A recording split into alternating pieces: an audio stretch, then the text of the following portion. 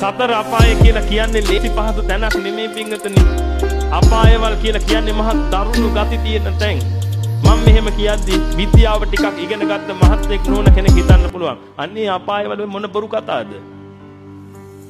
පින්වතුනි මමත් ගොඩාක් ඈතට විද්‍යාව ඉගෙන ගත්ත කෙනෙක්.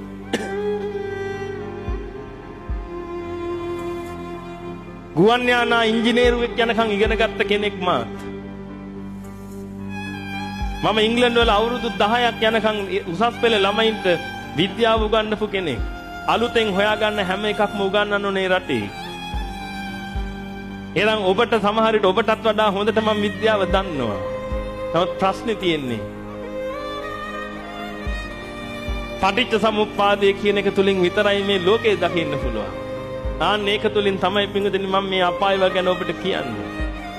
ලේසි පහසු දෙයක් නෙමෙයි. ඇඟ හිරි වැටිලා යනවා පින්වතුනි.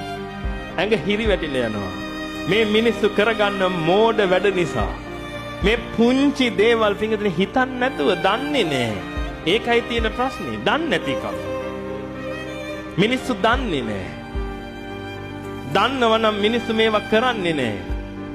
ඒකයි මම ඔබට කියන්නේ මේ තථාගතයන් වහන්සේගේ ධර්ම සැඟවුනොත් මහා අපරාධයක් වෙන්නේ. ඇත්ත මිනිස්සු දන්නේ නැහැ. මම ඔබට සරල උදාහරණයක් කියන්නම්. ඔබ ඇයි මිනි මරන්නේ නැත්තේ?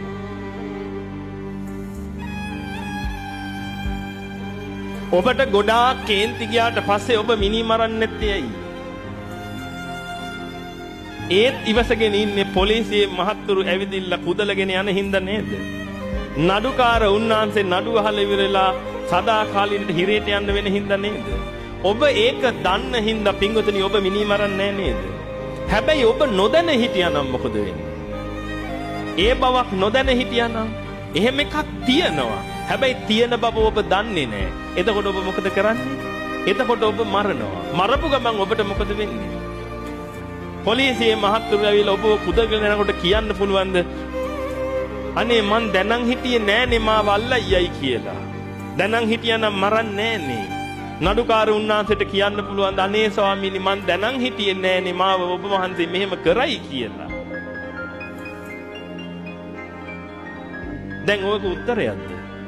පින්වතුනි මේ ලෝකේ ඉන්න මිනිස්සු දන්නේ නැති නිසායි මේ දේවල් කරන්නේ. ඒකයි මම ඔබට කිව්වේ පින්වතුනි මිනිස්සු මේ මුදුනට යන්න හදන්නේ මුදුනට යන එක බල්ලා වෙන බව දන්නේ නැති නිසා. ලේසි දෙයක්ද මේ කරගන්නේ? දන්නවනම් කරන්නේ මමත් දන්නේ නැතුව කළ ඉවර නැවතුව කරන එක. ඇයි? මට මනුස්ස ජීවිතේ වටිනවා පින්වතුනි. මට මනුස්ස ජීවිතේ වටින්නේ මොකටද කියලා මම තව ටිකකින් ඔබට හොඳට බෙන්නුම් කරලා දෙන්නම්. මේව ඔබ හොඳාකාරවම දැනගන්න. මොකද නොදැන යන්න ගියොත් තමයි ওই විනාශය සිද්ධ වෙන්නේ. අපි හැම දෙයක්ම දැනගෙන යන්න. දැනගෙන කටයුතු කරගෙන යන්න. අපිට වෙන දේවල් මොකද්ද මේ ලෝකේ තියෙන න්‍යාය ධර්මයේ ධර්මතාවය මොකද්ද කියලා දැනගෙන යන්න.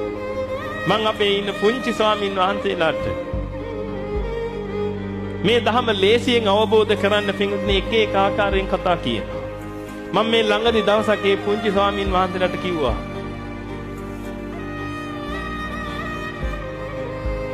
ලොක්කෙක් වගේ ඉන්න හිටියොත් මොකෙක් වෙනවද?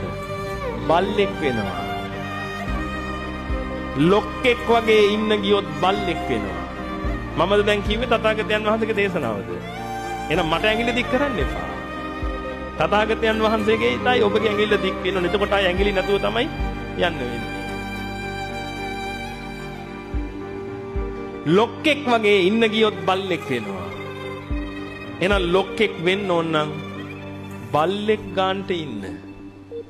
ලොක්කා එතන දෙවෙනි පාර මම ලොක්කා කියලා කිව්වේ අරිහතුන් වහන්සේට. අරිහතුන් වහන්සේ වෙන්න ඕන නම් මොන ගන්නට ඉන්නද? බල්ලෙක් ගන්නට ඉන්න. එතකොට බලු ගතියෙන්ද? නෑ. අපි කියන්නේ ඌ බලු වුණා. අපි කියන්නේ අයියෝ ඒක කියන්න ගිහිල්ලා බලු වුණා. ඒ කියන්නේ මොකද්ද?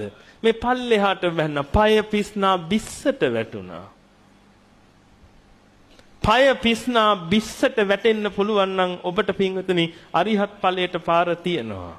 හැබැයි ඔබ හැමතිස්සෙම උත්සාහ කරන්නේ මුදුන වෙන්න නම් ලොක්ක වෙන්න නම් ඔබට උරුමෙට එනවා මොකද්ද? දිග හොම්බකුයි කැරකිච්ච වල්ගෙකුයි. ඒක තමයි ඇත්ත කතාව. ඔබ හැමතිස්සෙම මෙනෙහි කරගන්න මේ කියපු කතාව. ඔබ ලොකු ටයර් තියෙන වාහනයකින් බැහැලා යන්න නම් ඕනේ. ඒ බැහැලා අනිත් අයට පේන්න නම් ඒ දේ කරන්න ඕනේ. එතකොටම පේයි පිංගුතුනි ඔබටම හොම්බ දික් වෙලා වල්ගේනවා. ලේසි වැඩක් නෙමෙයි. පිරිසක් ඉදිරියේදී ඔබට ලොක්ක මුදුන වෙන්න ඕන නම් අන්න එතකොට ඔබට පේයි පිංගුතුනි ඔබටම මොකද්ද මේ හොම්බ ඇවිදිලා වල්ගේන හැටි. මට නම් හොඳට පේනවා.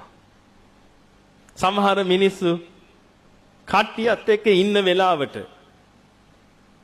අනිත් අයව පල්ලෙහා දාලා තමන්ව ඉහළ දා ගන්න හදන වැඩපිළිවෙල දකිද්දි මට මැවිලා පේනවා අර මිනිස්සයාගේ හොම්බ දික් වෙලා අර වල්ගේ නැහැටි අත් දෙකෙන් පාත් වෙලා බිමට දාපු දේ කන්න උරුමෙට එන හැටි ලේසි වැඩක් නෙමෙයි මේ මිනිස්සු කරගන්නේ. තව කෙනෙක් අතර මුදුනා වුණා කියලා කන්න හම් වෙනවද? තව කෙනෙක් අතර මුදුනා වුණා කියලා ඇඳුම් හම් වෙනවද?